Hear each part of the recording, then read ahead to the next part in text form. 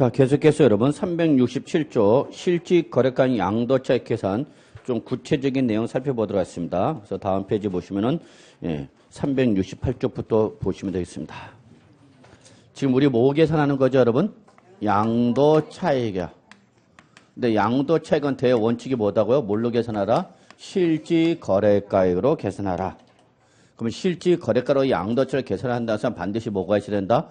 증빙 서류가 있어야 된다. 그러면 항상 양도차익은 무슨 가액에서? 양도가액이 출발점이죠.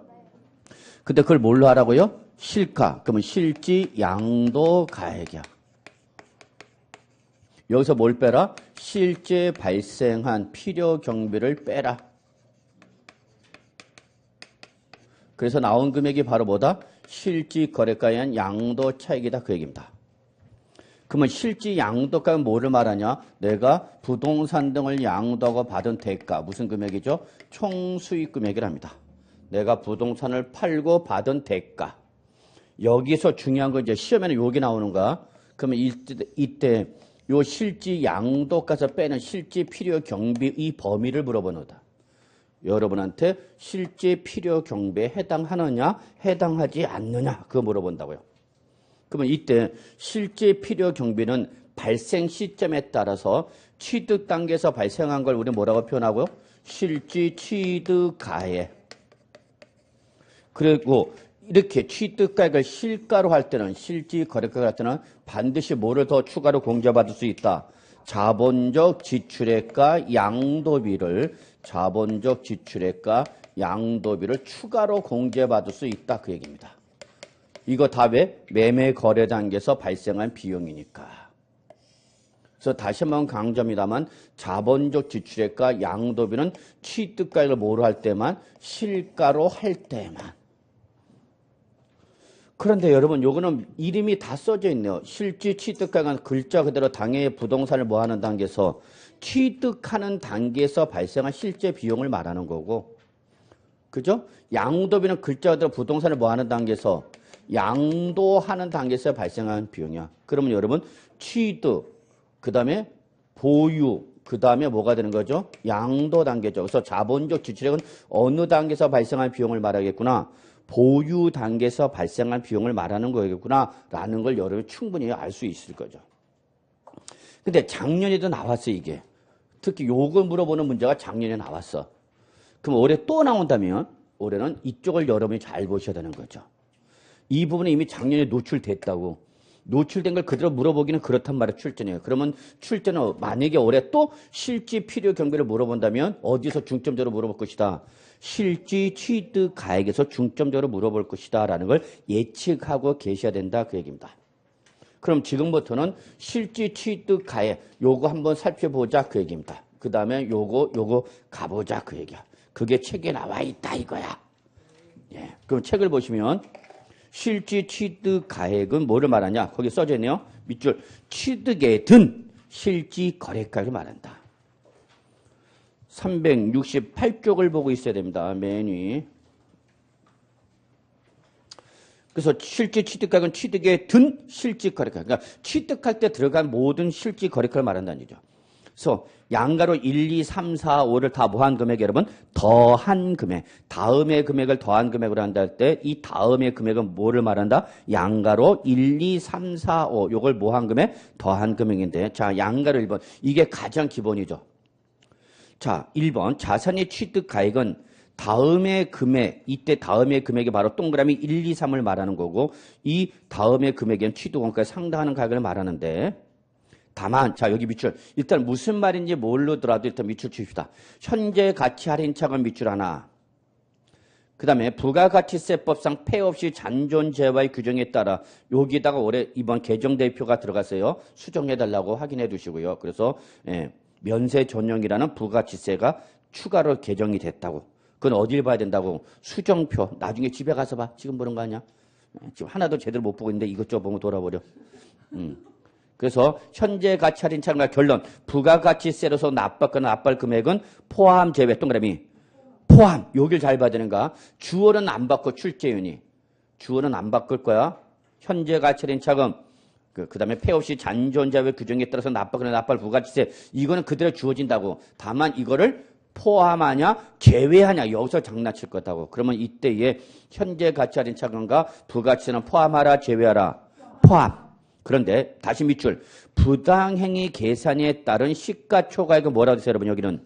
그러니까 출전 이걸 포함 제외를 바꿀 가능성이 높죠. 무슨 말인지 아시겠죠? 주어는 안 건드려 포함한다 제외한다 이걸 갖고 여러분도 물어볼 거다고.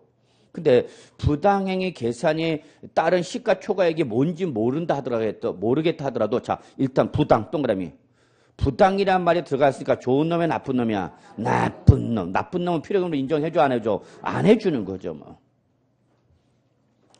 그 다음에 동그라미 1, 2, 3은 여러분 1, 2, 3은 and 개념이 아니라 무슨 개념이야? 또는 개념이야. 1 또는 2 또는 3. 그러니까 셋 중에 하나 뭐야? 골라라. 택일. 3, 1, 2, 3 묶으시고요. 적으세요. 택일. 1, 2, 3은 동시에 취득가액이 되는 것이 아니라 이 셋 중에 하나를 골라라 그 얘기야. 택일. 그러면 이때의 1, 2, 3은 뭐를 말하냐? 취득의 유형을 말하는 거. 어떻게 취득한 거냐?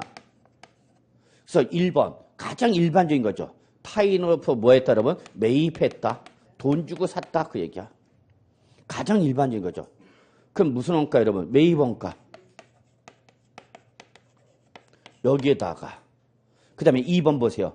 자기가 행한 제조, 생산 또는 건설로 되어 있죠 여러분. 찾으셨어요 2번? 예, 요거는 뭐야? 건물 신축이야. 그래서 자가 건설 밑줄. 제조와 생산은 여러분 동산에 해당하는 거니까 부동산에 적용될 여지가 없고 그 다음에 자기가 행한 뭐 건설. 그러니까 건물을 뭐 했다 여러분? 신축한 거다. 원시 취득을 말하는 거야. 예. 그때는 뭐 쭉 나와 있네. 자, 원재료비 밑줄 하나. 노무비 밑줄 하나. 그 다음에 나머지 운임, 하역비, 보험료, 수수료, 공과금 쭉 설치비 여기까지 한 줄을 쫙 주셨어요. 그러니까 밑줄 몇 개 쳤어요 지금? 3개야. 원재료비, 노무비, 기타 경비. 그래서 운임, 하역비, 보험료, 수수료, 공과금 그리고 설치비, 기타 부대비. 여기서 요거는 뭐를 말하냐? 건설 원가를 말하는 거야. 한마디로 말해서 건물 뭐 할 때 신축할 때 들어간 돈 다 잡으란 얘기야. 이때 건설 원가는 원가의 요소에 따라서 재료비, 노무비, 경비로 구분한데 원재료비, 그 다음에 노무비, 나머지 기타 경비 다 더한 금액이 뭐가 되는가? 건설 원가. 그 다음에 동그라미 3번은 동그라미 1번과 2번의 자산으로서 밑줄 취득가액이 불분명한 경우라든지 다시 1번과 2번 자산 외의 자산 이게 바로 뭐냐? 무상취득. 그래서 3번이나 무상취득 생각하시면 돼요. 시험에 나올 때는 무상취득. 무상이니까 뭘 말하죠 여러분? 상속과 증여받은 자산이라는 얘기야. 상속과 증여받은 자산은 여러분 거래가액이 있다고 그랬어? 없다고 그랬어? 없다 그랬죠. 그래서 상속을 받았거나 증여를 받았을 때의 뭐 시가. 그래서 항상 상속세 증여세는 무슨 과세 원칙 여러분? 시가 과세 원칙이랬죠. 너 상속을 받았을 때 시가, 증여를 받았을 때 증여세, 증여 당시 시가. 요게 바로 뭐냐면 상속세, 증여세, 과세가액이라는 거야. 상속세나 증여세를 과세했을 때의 과세가액, 상속세, 증여세의 과세가액을 말한다. 그러나 돈 주고 샀으나 건물 졌거나 상속을 받았거나 뭐가 무조건 기본적으로 부과되죠 여러분? 취득세가 부과되겠죠. 다 부대 비용을 더하라.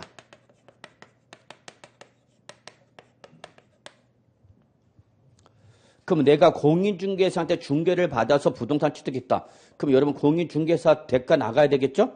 수수료. 인지 붙으니까 인지세. 하여튼 취득할 때 들어간 모든 부대 비용을 다 더하라는 얘기입니다. 요게 바로 실질 취득가액이 가장 기본이 되는 거야. 돈 주고 샀다? 매입원가. 내가 건물 신축한 걸 양도했다? 건설원가. 상속 증여받은 자산 양도했다? 시가. 여기다가 취득세, 등록, 면허세, 기타 모든 부대 비용을 더하라 그 얘기입니다. 이해되세요? 안 돼도 괜찮아. 표시만 잘해놔. 언젠간 알겠지. 그러니까 처음에 다 완벽하게 이해하는 힘드니까 못 알아들어도 표시만 제가 강조하는 걸 표시도 잘 해놓고 또 반복하고 반복하다 보면 이해가 돼요, 여러분. 모든 과목이 다 그래. 첫 숟갈에 배부를 수는 없어요, 여러분. 자, 그 다음에 양가로 2번 봅시다. 자, 밑줄 요거는 취득에 관한, 즉 소송이 발생했는데 그 소유권을 취득할 때 소유권과 관련된 소송이 발생했다는 얘기야. 그러면 그러한 소유권 등을 확보하기 위해 직접 소유에 대한 밑줄 소송 비용이나 화해 비용. 취득할 때 소송 비용이나 화해 비용이 발생했다. 포함하라, 제외하라. 포함하라. 단 뒤에 말이 중요해. 밑줄 들어갑니다.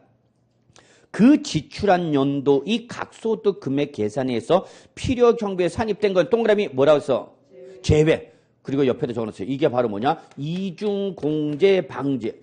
제가 만약에 출지연으로 들어가서 취득가액의 범위를 물어본다면 여러분한테 답을 요구하는 건 이중공제는 받을 수 있다, 없다? 없다. 한 군데에서만 공제받아라 그 얘기야. 그럼 이게 무슨 말이냐?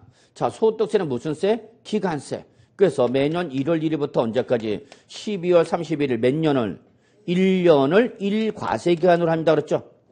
소득세 가장 중요한 특징은 무슨 세? 기간세. 매년 언제부터?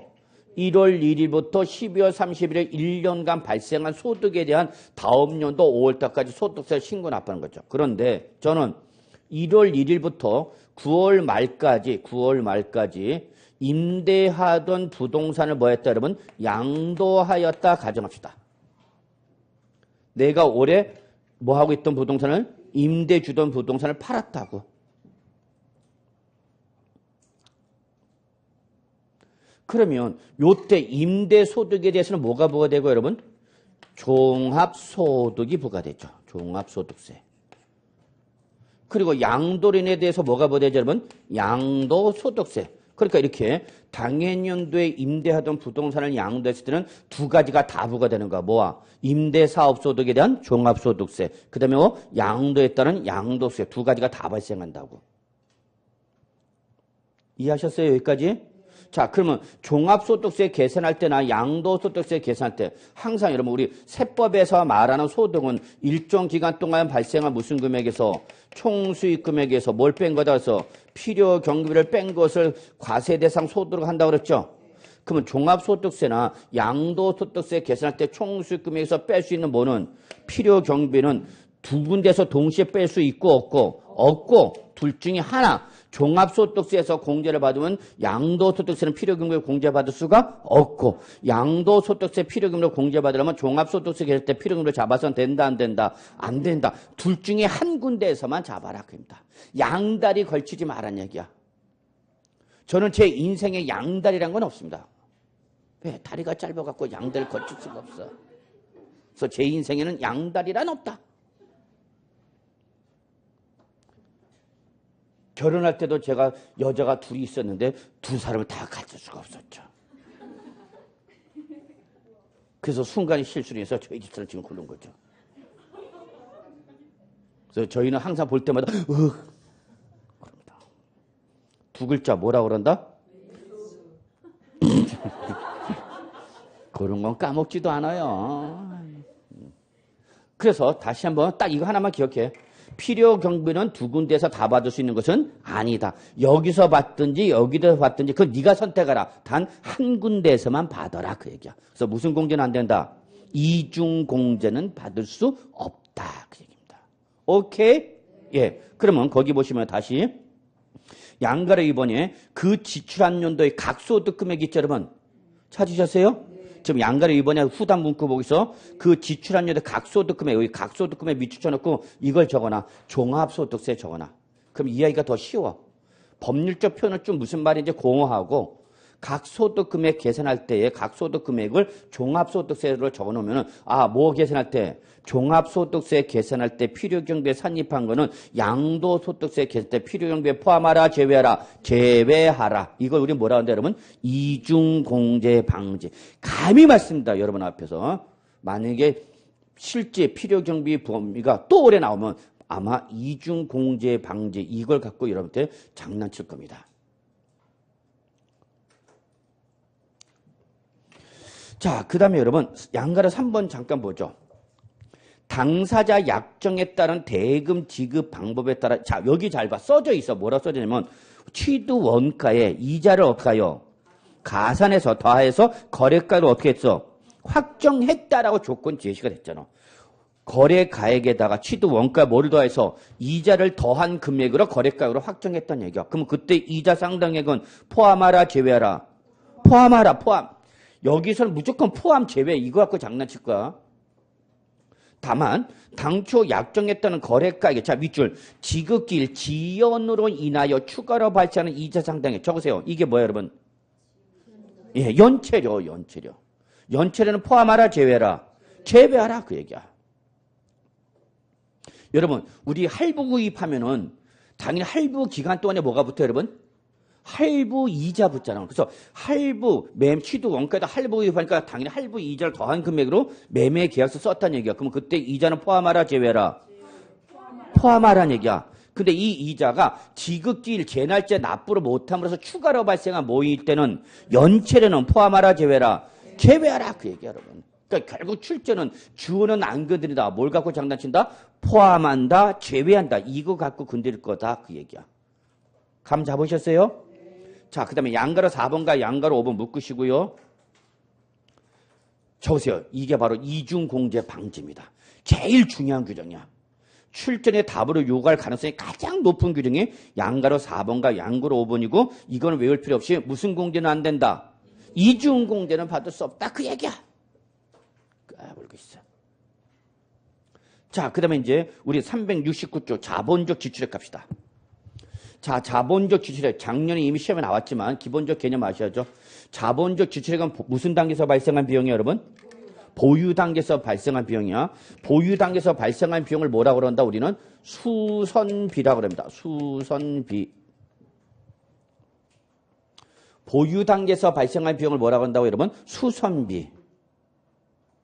그래서 여러분들 지금 수선 중이잖아. 뭘로 수선 중이야? 뭘 수선했다고 그러지? 난 칼 안 댔는데. 아니, 공인중개사로. 공인중개사로 지금 수선 중이잖아. 공인중개사 안 할까? 몰라, 씨, 엄마가 오래서 왔을 뿐이야, 나는. 그런 사람들이 있어요. 자, 이때 수선비는 무슨 단계에서? 보유 단계에서 발생한 비용이야. 그런데 이 보유 단계에서 발생한 수선비는 그 상대적 중요성에 따라서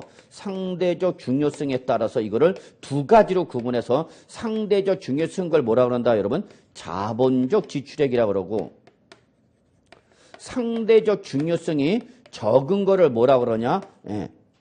이걸 뭐라냐? 수익적 지출액이라 합니다. 에이.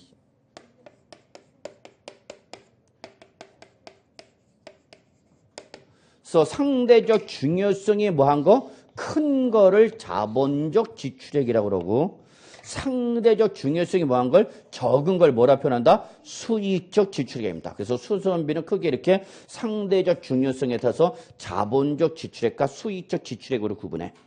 이때 중요한 건 자본적 지출액으로 분류가 되면은 필요 경비로 공제를 받을 수가 있고 없고 있지만 수익적 지출액으로 분류가 되면 필요 경비로 공제받을 수 없다. 그거야. 이게 차이점이야.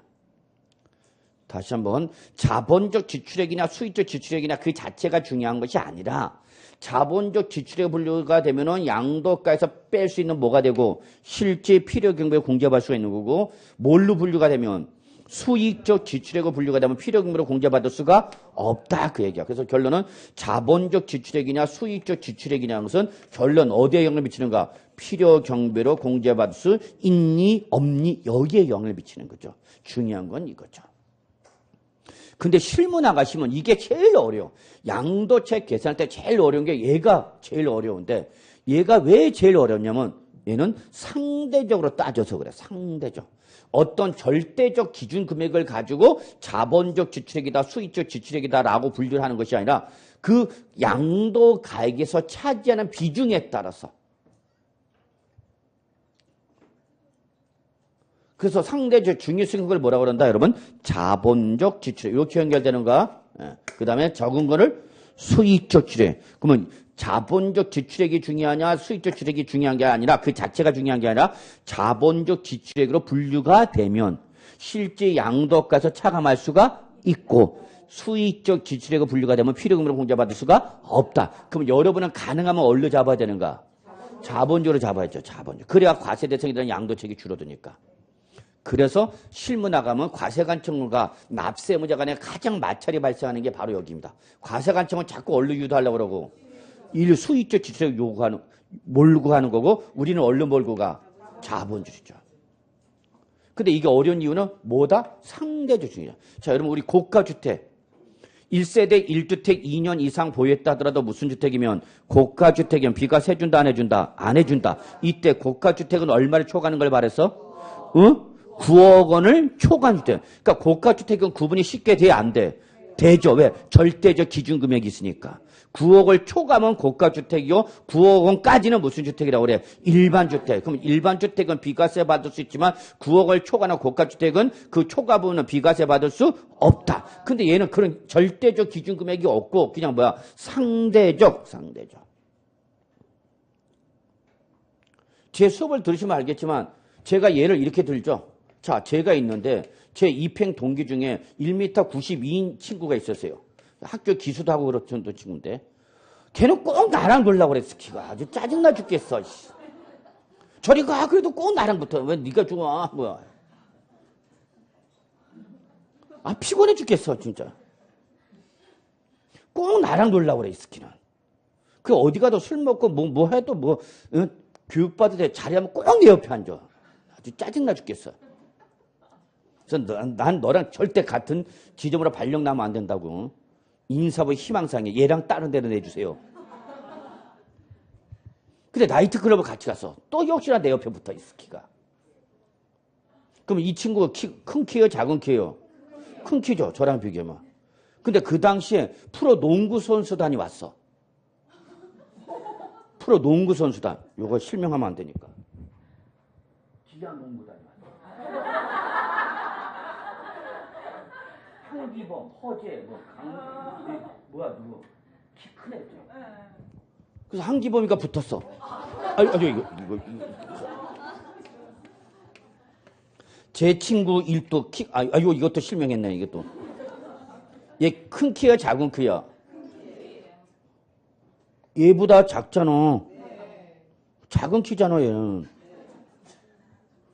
왜 웃어 이 사람아? 아주 그냥 대박을 터뜨리네.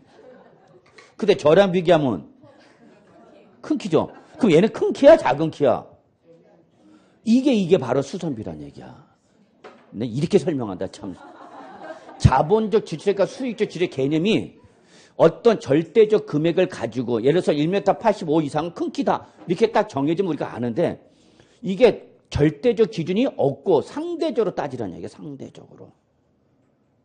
그래서 저는 빠졌죠. 얼른 들어왔지 나는. 그럼 제 친구 큰 키야 작은 키야? 진짜 여러분 농구 선수들이 TV로 볼 때는 그렇게 별로 몰랐는데 실제 붙어버리면 엄청 커요. 막 스테이지에 기둥들이 있어 막. 와 징그러. 그 제 옛날 담당 대리 중에 누가 있었냐면 옛날 분들은 알아. 김지한 축구 선수 아시죠? 옛날 사람들은 알아. 김지한 축구 선수 그분이 90이 넘어가요. 우리나라 축구 선수 대표 선수 있어. 장신 공격수 담당 대리였어. 꼭 나랑 붙어갖고 또 왜냐면 이제 현성 가거나 막 그러면은 같이 붙어요 담당 대리가. 그러면 그 사람 이래. 야 근데 키 크신 분이 나이가 드시니까 멋있더라고. 살이 이렇게 붓고. 그러니까 뭐 내가 봐도 참 멋져. 근데 그 사람 큰 키야 작은 키야? 저랑 비교하면 큰 키. 농구 선수랑 비교하면 작은 키야. 이런 개념이야 이게. 이해하셨어요? 그래서 얘가 실제 나가면 진짜 어려워. 그러면 자 거기 자본적 지출액의 1번이 있어. 양가리 1번. 찾으셨나요? 자 자본적 지출액은 다음에 어느 해당하는 것이다 라고 했는데 거기 양가리 1번. 해당 자산의 밑줄 내용연수 연장 또는 가치의 현실적 증가. 요 두 가지가 키워드야. 요게 자본적 지출액에 대한 정의야. 뭐다고? 자본적 지출이 뭐냐? 그 수선비 지출로 인해서 내용연수가 어떻게 되거나 연장되거나 가치가 현실적으로 어떻게 됐다면 증가됐다. 이렇게 나면 여러분 뭘로 잡으라고? 자본적 지출액으로 잡으라고. 근데 그 맨 위에 보시면 자 실가로가 할 때는 반드시 뭐가 있어야 된다고 그랬죠 여러분? 증빙서류가 있어야 된다고 그랬죠? 맨 위에. 그래서 여기 그 지출에 관한 뭐가 있어야 돼? 증명서류. 그래서 여러분 가로 열고 닫고 눈으로만 보세요. 눈으로만. 소득세법이나 법인세법에 따른 계산서, 부가가치세법에 따른 세금 계산서, 여신전문 금융업법에 따른 신용카드 매출전표, 소득세법상 현금 영수증 요거를 바로 뭐라냐? 저거 적격 증빙서류랍니다. 요거는 뭐냐면 세법에서 인정하는 증빙서류야. 요걸 적어놔. 적격 증빙서류. 아무거나 인정하는 것이 아니라 법에서 인정하는 것은 여기 나와 있는 것만 인정해 주겠다는 얘기야. 요걸 뭐라 한다 여러분? 적격 증빙 서류가 있어야 된다는 얘기야. 그래서 하여튼 필요 경우에 공제받으려면 뭐가 있어야 된다고 여러분? 적격 증빙 서류. 여기에 올해 이제 추가가 된 거죠. 엔도 여기 역시 여러분 수정표에 들어가 있네. 예, 그래서 요거 그냥 금융거래 계좌. 그래서 여러분 실제 이 적격 증빙 서류 받기가 쉽지가 않아요. 왜냐면 자 만약에 내가 인테리어를 설치해서 아니 인테리어나 베란다를 확장했어. 그럼 건설업자 거래를 하겠죠. 도급계약을 맺고. 자 도급계약을 맺어서 내가 몇 평 확장하는데 베란다 확장하는데 2천만 원이 들어갔다 합시다. 2천만 원. 그럼 2천만 원 들어간 베란다 확장비용 필요금을 잡아야 돼 안 잡아야 돼? 잡아야 되죠. 그럼 뭐가 있어야 된다고요? 증빙서류 있어야 된다고. 도급계약서와 증빙서류가 있어야 된다고. 그래서 세금 계산서 끊어달라고 그러면 세금 계산서 끊어주세요. 그러면 뭐라냐면 이 사업자가 그러면 2천만 원 도급 금액에다가 10%인 200만 원 더 달라고 그럴까. 그게 바로 봐. 부가가치세 10% 더 달라고 그래. 네가 나한테 부가가치세 세금 계산서 끊어달라고 요청을 하면 끊어주겠다. 그 대신 10%를 더 달라고 그래. 그럼 우리 고민해. 10%를 더 주고 계산서를 받을 건지 10%를 안 주고 계산서를 안 받을 건지. 그래서 힘들다고. 그러니까 실질적으로 이렇게 입증을 많이 못해. 그래서 그러면 네가 증빙서를 받지 못하더라도 뭘 통해서?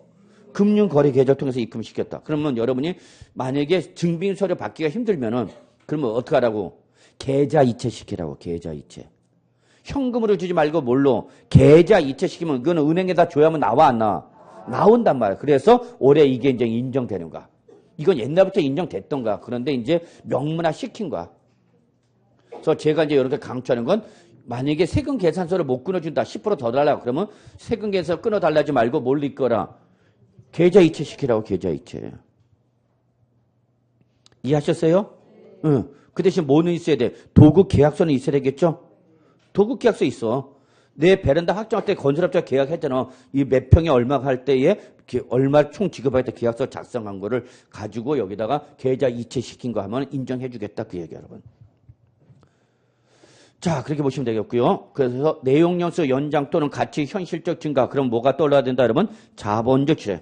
그럼 여러분이 지금 공인중개사로 수선 중인 상태에서 지금 각종 경비가 발생하고 있죠. 금전적 비용과 그다음에 시간적 비용 발생하고 있잖아.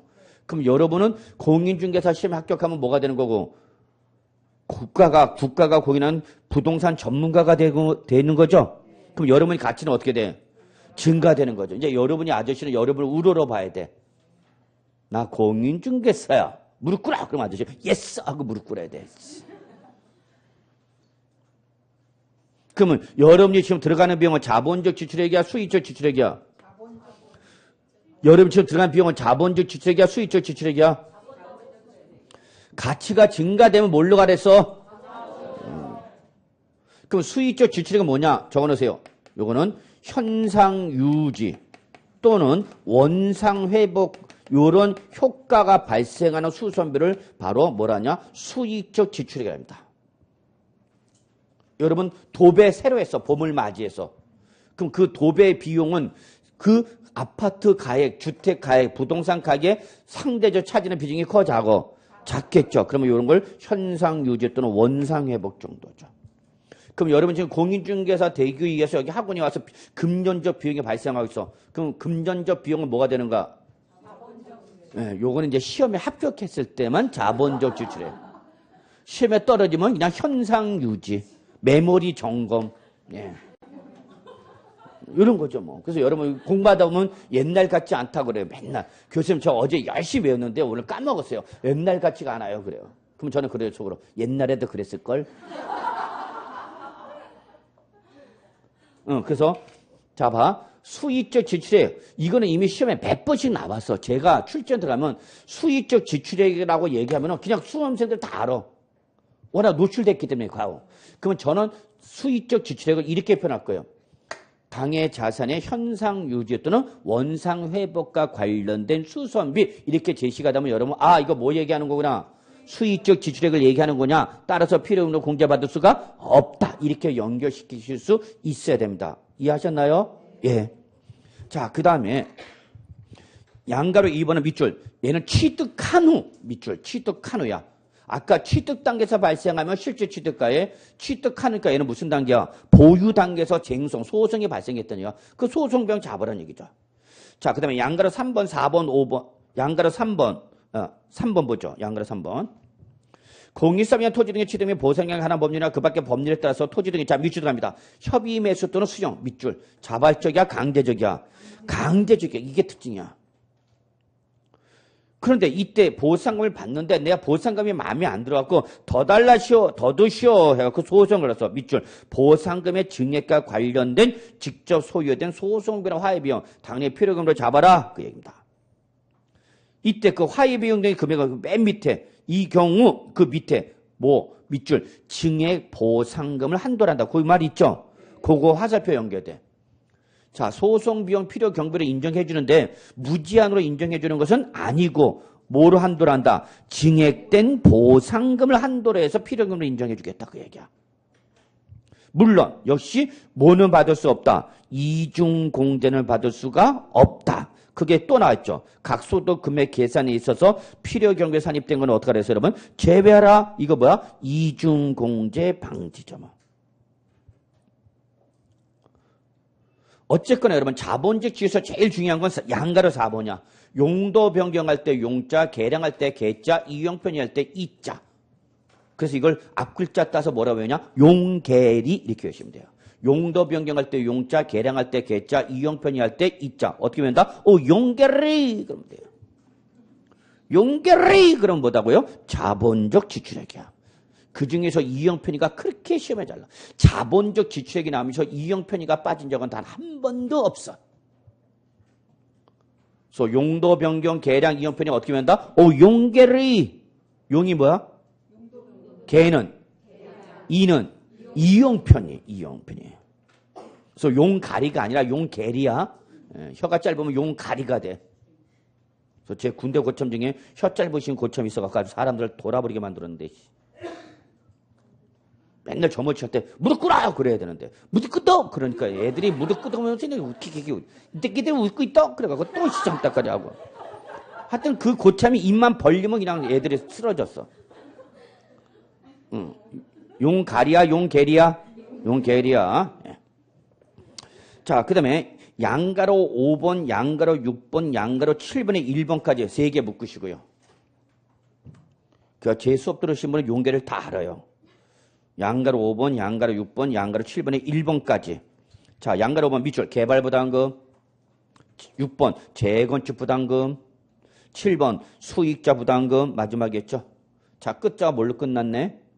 부담금. 다 뭐에 해서? 법률에 따라. 그래서 이걸 뭐라냐? 공과금이라고 그래. 그러니까 법률에 따라서 강제적으로 부과하는 공과금은 필요경비로 공제받을 수 있다 없다? 있다. 그 다음에 맨 밑에 동그라미 2, 3, 4, 5, 6 묶으시고요. 맨 밑에 동그라미 2, 3, 4, 5, 6 묶으시고요. 하나같이 다 뭐라고 되어 있냐면 여러분 이용편의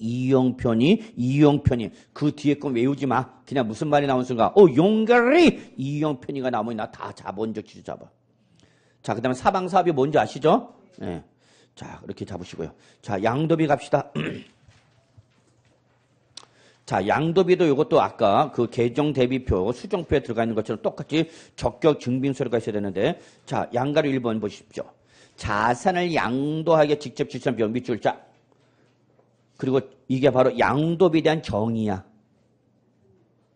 그래서 양도비가 뭐냐? 자산을 양도하기 직접 지출한 비용. 여기서 직접 지출 동그라미 이건 뭐를 말해요? 현금 지출을 수반하는 비용을 말하는 거야. 실제 돈이 나갔어야 된다 그 얘기입니다. 그냥 장부상의 비용으로 계산해서는 안 된다 그 얘기야.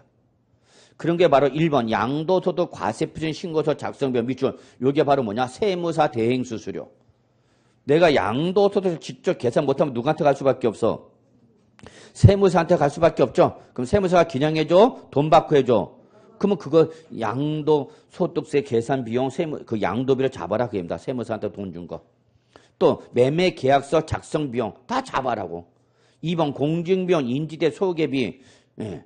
기타 뭐 이와 유산 비용 다 어떤 양도하는 과정에서 발생한 비용이 있다면 필요금을 잡을 수 있다 없다? 있다. 단 항상 뭐가 있어야 된다? 적격 증빙 서류가 있어야 된다 그 얘기죠. 자, 그 다음에 양가로 2번 증권거래세. 얘는 시험에 안 나올 거야. 자, 양가로 3번 밑줄. 토지나 건물을 취득하면 여러분은 반드시 주택도시기금법에 따라서 뭘 매입하냐 밑줄. 국민주택채권이나 도시개발채권, 도시개발채권을 매입해야 됩니다. 그때 그 국민주택채권을 구입하면 국민주택채권 매입 필증을 등기 신청서류에 첨부해야만 등기를 받아줘. 그래서 등기를 하기 위해서는 뭐가 있어야 된다? 국민주택채권이 있어야 돼. 그걸 매입했을 때는 매입 필증을 끊어줘요, 직원이. 은행에 가면은. 그러면 그걸 등기 신청서류에 첨부해서 어디로 간다 그러면 등기소가. 그래서 이전 등기를 하고 나면 이제 국민주택채권을 내가 만기 시점까지 갖고 있고 안 갖고 있고 안 갖고 있고 중도 매각해. 그게 바로 거기 밑줄. 만기 전에 양도함으로써 발생한 매각 차손 나와 있죠? 이걸 바로 뭐냐? 중도 매각 차손이라고 그래. 채권의 만기가 되기 전에 중도에 팔았다. 그러면 나는 남은 기간에 대한 이자금을 못 받기 때문에 뭐가 발생해? 손실. 그래서 이때 국민주택채권 중도 매각 차손 필요경비로 공제받을 수 있다 없다? 있다. 자, 그 다음에 양가로 4번 실질거래 특례 있죠? 4번. 네, X쳐. 들어가지 마. 네, 지금 원칙도 모르는데 특례 들어갔다는 더 돌아버려. 그 다음에 373조 기준시가 여러분 이날 저는 X 치세요. 예, 뭐 나올 가능성이 저는 없다 봅니다. 나중에 한번 설명을 드릴까? 쭉 넘어가세요. 그래서 어디까지 오냐? 378조. 드디어 이제 양도차익 끝났습니다. 아이 고생했다. 누가? 네, 제가 고생했죠? 자, 그래서 이렇게 실지 거래가의 양도차익이 나왔다. 어떻게 나왔는지 모르겠다. 그렇지만 했대. 그러면 이제 실질거래가 양도차익이 나면 여기서 이제 뭘 찾아말아? 장기 보유 특별 공제. 그래서 차장 이렇게 외우면 됐죠. 지금 다 양도가액이 출발점이죠. 양도소득세는 계산이 출발점이 양도가액이 여기서 지금 다 뭐 하는 거죠? 빼는 거죠. 빼는 거죠. 필요경비 빼고 이제 못 빼라. 장기 보유 특별 공제 빼라. 이걸 우리 뭐라 한다? 소득세법상 양도소득 금액이라 한다. 그래서 양도소득 금액은 뭐에서? 양도차익에서 못 뺀 거다. 장기 보유 특별 공제 뺀 거다. 그입니다. 이걸 아셔야 돼요. 양도소득 금액. 그러면 여러분은 양도차에서 장기 보유 특별 공제를 뺀 금액을 말한다라는 걸 잡으셔야 돼요. 그러면 이때 지금 양도차익에서 빼는 뭐는 장기 보유 특별공제 개별 문제 출제 가능합니다. 충분히 개정되고 올해 또. 그래서 장기 보유 특별공제 여러분 잘 정리해 주셔야 되는데 여기서 정리할 내용은 두 가지입니다. 첫째, 공제 대상. 누구한테 해줄 거냐라는 공제 대상. 만약에 해준다면 얼마를 해줄 거냐. 공제 금액. 이렇게 두 개로 구분하셔서 정리해야 됩니다. 이때 공제 대상이 별표 2개라면 공제 금액이 별표 3개다라고 중요도를 구분할 수 있겠어요. 세법은 특성이 항상 이거야. 얼마예요? 이걸 모르면 모르는 거와 똑같은가. 자, 그런데 얼마든지 공제 대상을 가지고 답으로도 요구할 수 있는데 자, 공제 대상은 크게 두 가지입니다. 여기 또 개정됐죠, 올해.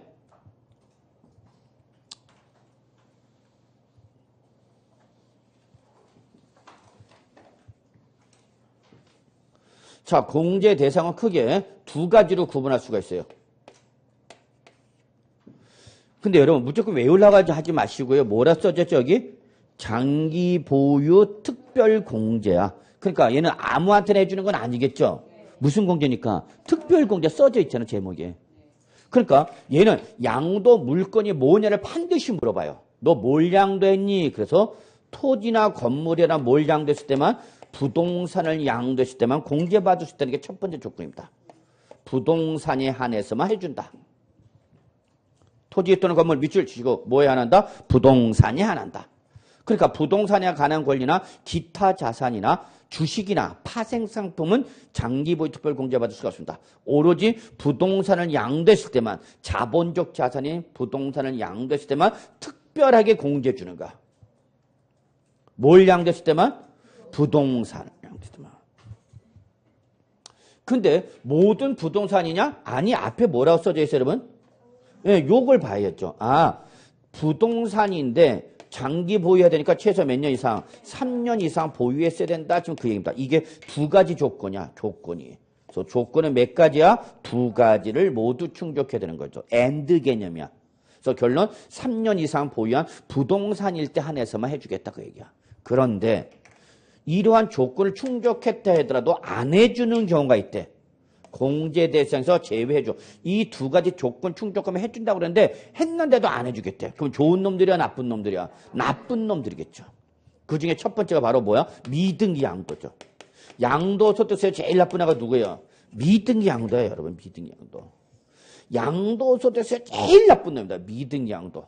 가장 전형적인 투기 행위를 보는가? 스키는 자기 명의로 이전 등기를 하고 안 하고? 안 하고 중간 생략 등기한 거죠. 자기 명의가 부동산 등기부에 나와 안 나와? 안 나와. 이걸 공시법에서 뭐라 표현했다? 중간 생략 등기라 표현했죠.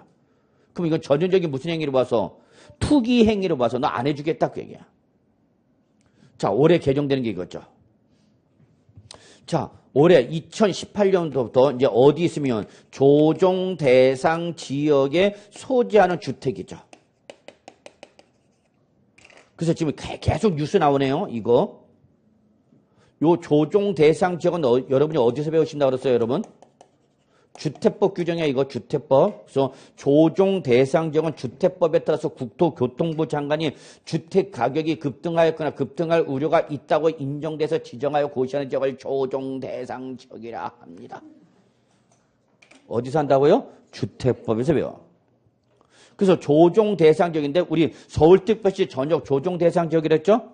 자, 경기도 뭐 하남시 조정 대상 지역이랬죠? 자, 여기 있는 주택으로서 2주택자일 때는 몇 프로 할증과세가 되고 10% 할증과세 되고 3주택 이상자는 몇 프로? 20% 할증과세 대상이 되죠. 그러한 할증과세 대상일 때는 할증과세 대상인 주택일 때는 이때는 장기보유 특별공제도 받는다 못 받는다? 못 받는다. 10% 20% 할증과세가 된 애들은 세율도 높아질 뿐만 아니라 장기보유 특별공제도 안 해주겠다는 얘기야.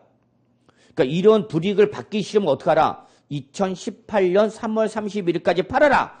2018년 3월 31일까지 팔지 않고 2018년 4월 1일 이후부터 조정 대상 지역에는 주택을 양도해서 2주택자가 되거나 3주택 이상자일 때는 양도소득세 세율이 10% 또는 20% 할증 과세가 되면서 모두 못 받는다. 장기 보유 특별공제도 못 받는다.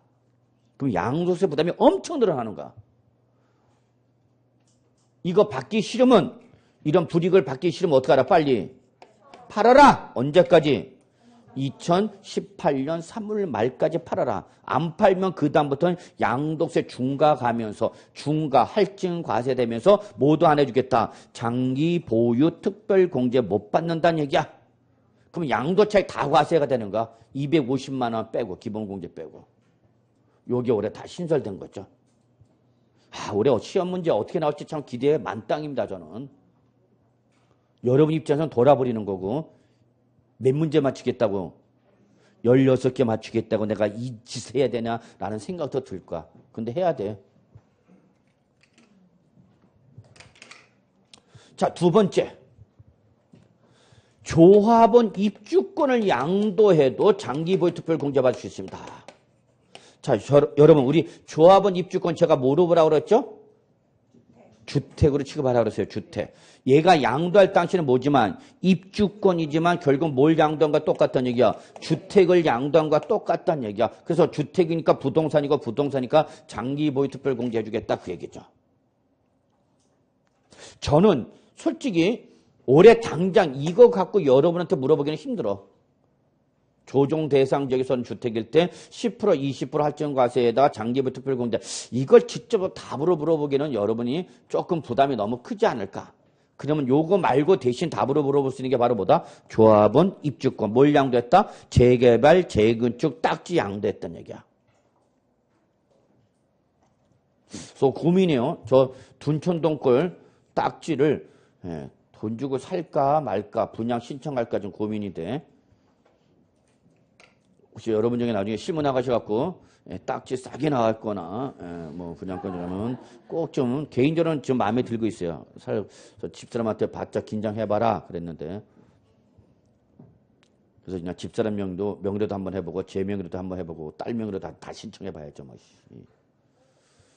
자, 그래서 뭘 양도하면 입주권을 양도하면 뭘 양도한 걸로 봐서 주택을 양도한 걸로 봐서 부동산과 똑같이 뭐 해주겠다. 장기 보유 특별 공제 해주겠다니까 의의를 하셔야 돼요, 여러분.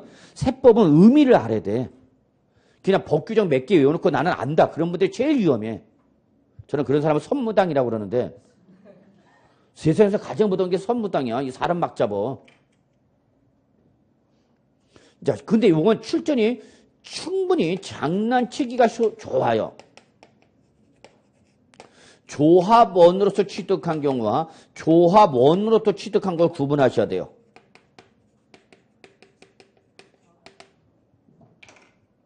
조합원으로서 취득한 거고 여기는 조합원으로부터 취득한 거. 이런 걸 구분 못하면 안 돼.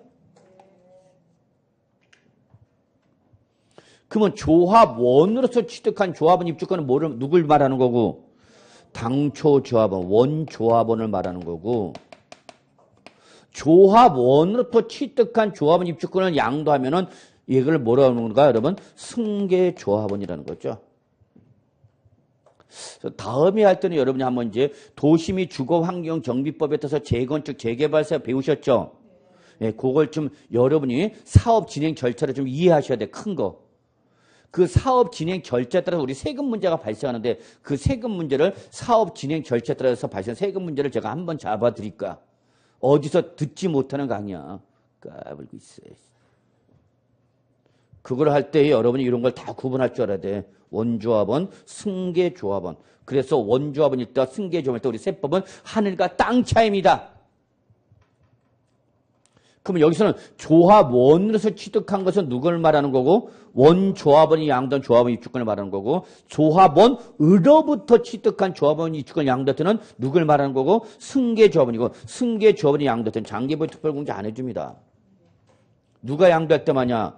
원조합원이 양도됩니다. 그런데 원조합원이 양도하더라도 여러분이 양도차익 전액이 아니라 얘는 도시 및 주거환경정비법상 관리처분계획 인가전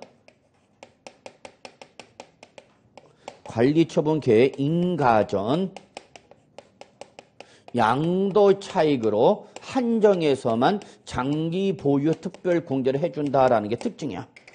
그래서 굳이 이거 조정 대상 지역을 답으로 요구하지 않더라도 이런 거 갖고 충분히 답으로 물어볼 수 있죠. 관리처분계획 인가 이런 건 여러분 어디서 배우셨어야 돼 이미? 공법 시간 다 배운 거야 여러분. 정비법에 따라서. 그래서 자 다시 한번 조합원 입주권 양도했다. 장기보유 특별공제 받을 수 있다 없다? 있다. 단 누가 양도된다? 원조합원이 양도다. 따라서 조합원으로부터 취득한 건 포함한다, 제외한다? 제외한다. 그리고 그 원조합원이 양도되더라도 뭐 해야 한다? 관리처분계획 인가전 양도 차익으로 한정해서만 장기 보유 특별 공제받을 수 있다는 얘기야. 요거는 조금 무슨 말인지 몰라도 괜찮아. 다음에 할 때 설명을 드릴 테니까. 요거는 공법, 사업 진행 절차에 따른 정리를 하고 그에 따라서 제가 보충 설명 들어가야 조금 이해가 되는 부분이기 때문에 일단 여러분은 뭐 한정해서 해준다. 이렇게까지만 하셔도 돼요. 여기까지만. 자, 근데 더 중요한 건 이거야. 그래, 나 공제 대상이다. 그럼 얼마 공제 줄 거냐는 얘기야. 그러면 이때의 공제 금액은 항상 장기 보유 특별 공제를 뭐를 기준으로 한다, 여러분? 양도 차익이야.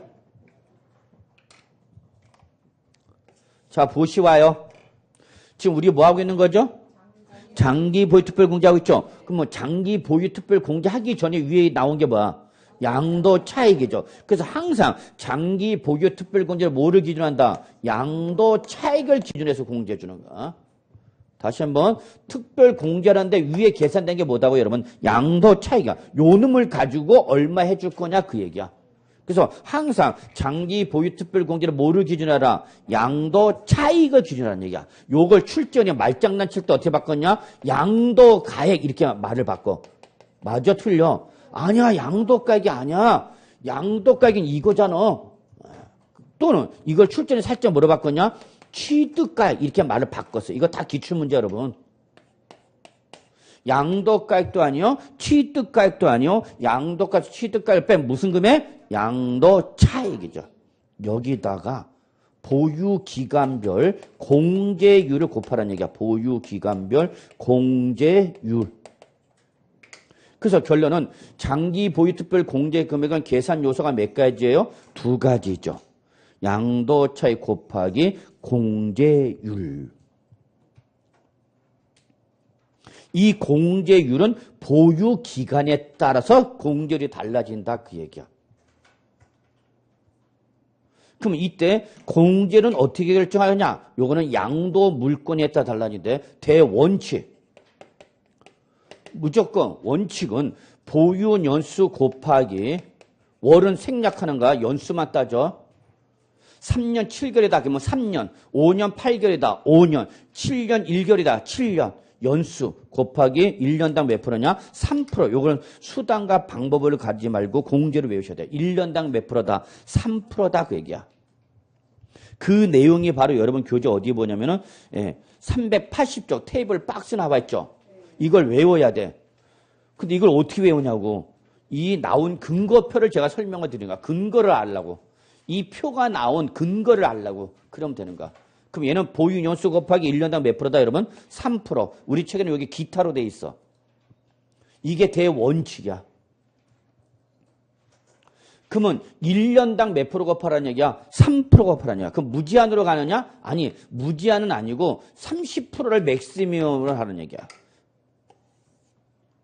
그럼 여기서 30%는 뭐를 말하냐? 10년을 말하는 거야. 그러니까 10년 이상을 보유하면 그냥 10년 보유한 걸로 보라 그 얘기입니다. 12년 보였다. 그러면 36%가 나오는 거죠. 12년을 보였다면 몇 프로야? 36%잖아. 그럼 어디서 잘라라고? 30%에서 잘라버리라고.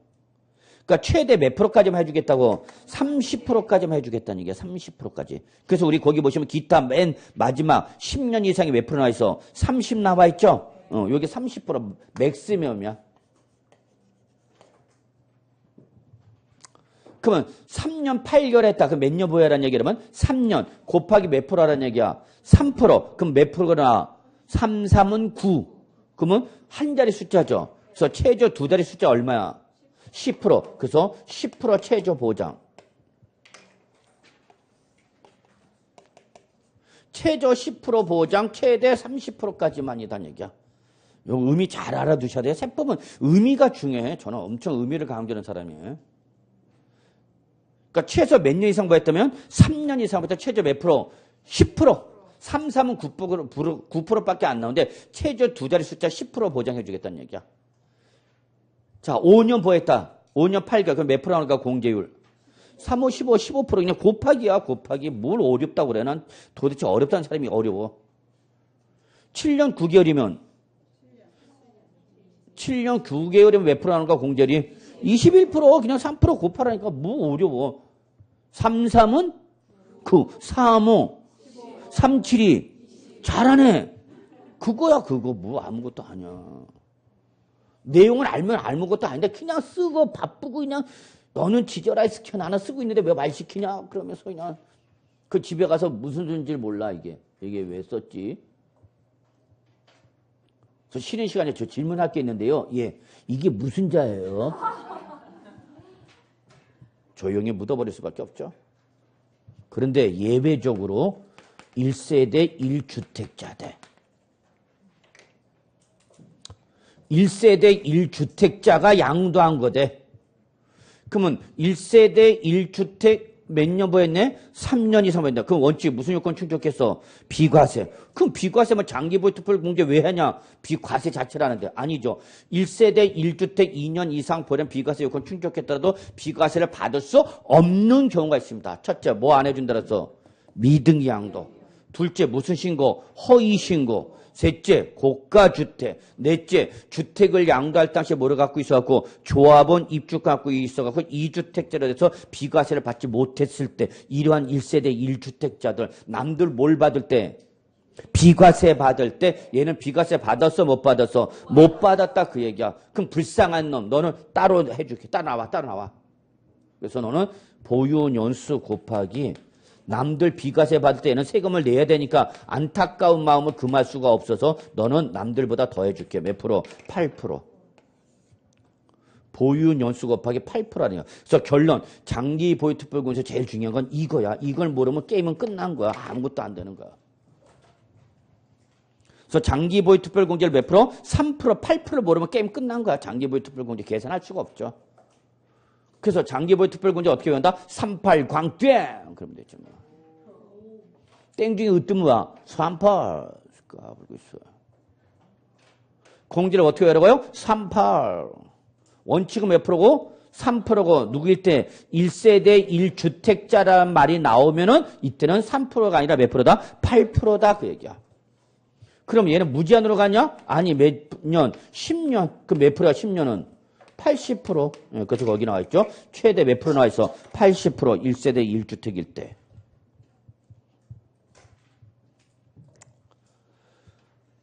됐나요, 여러분? 예. 여기까지가 여러분 일단 장기 보유 특별 공제에서 여러분이 정리하실 내용입니다.